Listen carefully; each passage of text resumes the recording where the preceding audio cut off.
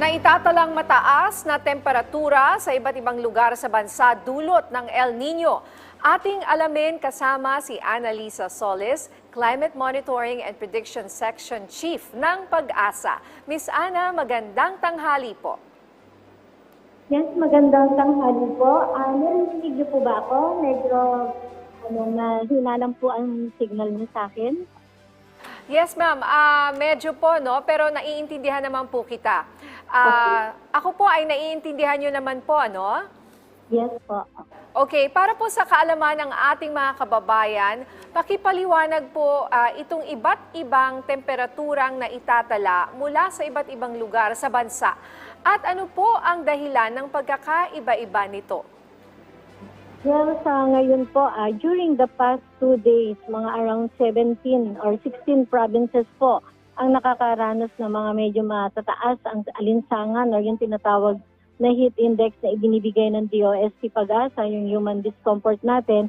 And may mga probinsya naman po na nakapagtala ng mga tinatawag na maximum daytime temperature. At sa katunayan dyan po sa may parte ng Isabela, mga around 40 degrees ang pinakamainit na temperatura na naitala. At yan naman po sa Metro Manila, nakapagtala na rin tayo ng 36.9 degrees na pinakamainit na maximum daytime temperature. So kung papansinin po natin, itong mga lugar na nakapagtala ng matataas na temperatura at matataas na discomfort level, yung pong mga areas na malapit sa mga coastal area, maaari malapit sa mga tubig and or karagatan, and yung mga iba naman po gaya dito sa Metro Manila, yung urban heat island effect na tinatawag. So yun po yung two main factors kung bakit itong mga areas na ito ay nakakaranas na medyo mas mataas at mainit na temperatura. So ma'am, sa inyo pong pinakuhuling forecast at monitoring, ano-ano po yung mga lugar na nakapagtala ng mas mataas ng temperatura? At ano po kaya ang dahilan kung bakit nalampasan pa nito ang projected forecast ninyo? Well, so ngayon po yung sinasabi natin dito is yung tinatawag na maximum daytime temperature na by April, ang possible po na pinakamainit o mataas na temperatura ay around 39.7 dyan sa may Northern Luzon. Samantalang as of April 15 ay nakapagtala na po ang Etiaga Isabela ng 40 degrees centigrade na mainit na temperatura. So sinabi nga po natin as early as bago pumasok itong warm and dry season months natin, sinabi ng DOST Pag-asa that this could be one of the warmest warm and dry season months natin.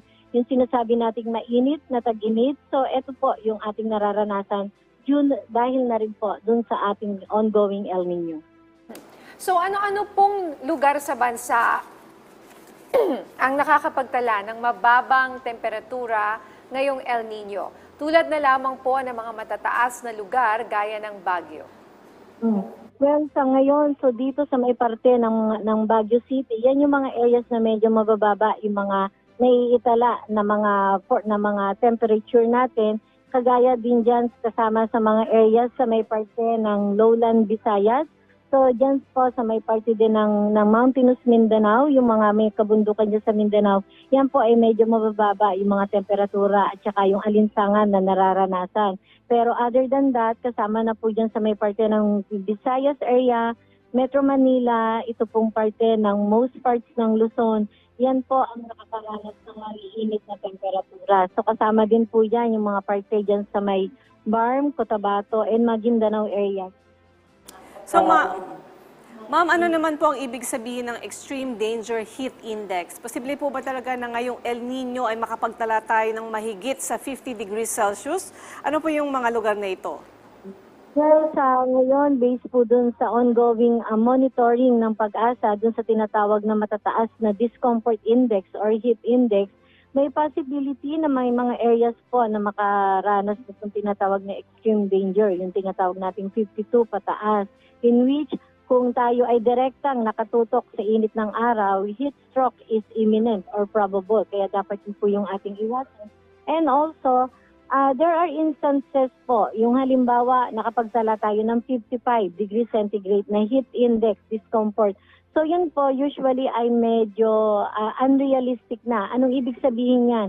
Sobrang napakataas ng relative humidity or ng alinsangan posibleng magkaroon na po dyan ng mga local thunderstorm activities. Ibig sabihin po, ng mga pag-uulan kapag po medyo matataas na yung tinatawag nating heat index na mararanasan. Ma'am, ano naman po ang katotohanan na mas titindi pa ang init ng panahon sa buwan ng Mayo? At ano-ano pong mga lugar ang inyong binabantayan para dito? Well, sa ngayon po, sabi nga natin, as early as April na nakapagtala tayo ng 40 degrees. Historically kasi, medyo ang matataas nating temperatura na itala during the months of April as well as during the months of May. Kaya dito nakikita natin na possible pa rin na patuloy na iinit at tataas ang ating temperatura. Pagdating ng Mayo, asahan po natin lalo na dyan sa may parte ng Cagayan Valley area, dyan po sa may parte ng Isabela, ng Cagayan, pati na po dyan sa may Ilocos region, medyo maiinit din po. Kasama na po dyan yung sa Central Luzon area and also itong mga karatig na mga probinsya ng Metro Manila, dyan po sa Batangas, Cavite, na medyo coastal areas po, medyo maiinit din po dyan. So, ingat po tayo. So ma'am, kapag tumaas pa rin po sa 40 degrees Celsius ang temperatura, ligtas pa rin po bang lumabas ng bahay ang ating mga kababayan, lalo na po yung mga estudyante na may pasok ngayon? So meron naman pong mga ongoing efforts at pakikipag-ugnayan. So yung mga guidance po na ibinibigay ng Pag-asa para po at least maibsan itong mga tinatawag na mataas na alinsangan o mainit na temperatura yung sa ating mga estudyante. So may mga ginagawa pong hakbang yung ating DepEd at saka local government units para po at least maibsan or mabawasan po yung discomfort ng ating mga estudyante. So yung pong mga ginagawa nila ay kaakibat po dun sa guidance na ipinoprovide ng Pag-asa. So base po sa inyong forecast, may mga isolated rain showers po ba o thunderstorms na inaasahan po tayo sa mga susunod na araw? Yes, mostly mga local thunderstorm activities lang dahil sa sobrang init nga. So may mga lugar na kapag sobrang init, so nagkakaroon siya ng mga cloudiness. So ibig sabihin kapag sobrang init, yung mga cloudiness na yun could form as clouds na maging local thunderstorm activities. So sa ngayon, ang nananatili po is yung tinatawag na ridge of high pressure area. So meaning ito pong mga lugar na ito na posibleng maapektuhan ay ang ating kabuuan ng ating bansa na sobrang init po. Asahan po natin malaki ang porsyento ng araw na kung titingala tayo sa sky, napaka-blue ng ating kaulapan sa ngayon. So mensahe nyo na lang po sa ating mga kababayan para maging mas ligtas sila dahil sa init ng panahon, lalo na po yung mga pumupunta sa beach, yung talagang May hindi... nagpipili ng sports, di ba? May mga nagsasoccer, yung mga ganun. Mensahe nyo na lang po kasi hindi natin masabi na yung iba summer pa rin talaga sa kanila ngayon at gusto nang mamasyal sa mga beach. Opo. So unang-una, drink plenty of water. Limit yung time mo, yung to spend outdoors. So iwasan natin yung mga outdoor activities, lalong-lalo na yung oras na between 10 a.m. to 4 p.m. Diyan po mostly nakakapagtala tayo ng mataas na relative humidity or alinsangan.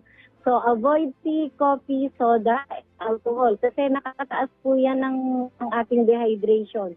So tubig lang po talaga. And schedule natin yung mga heavy duty activities for the beginning and end of the day kapag medyo mas malamig na po. So ingat pa rin po. Lalo-lalo na yung ating mga kasama, mga kasasanda, mga kisan. Yan po sila yung mga highly vulnerable groups na mataas ang dehydration. Maraming salamat po sa inyong oras, Ma'am Ana Lisa Solis, Climate Monitoring and Prediction Section Chief ng Pag-asa.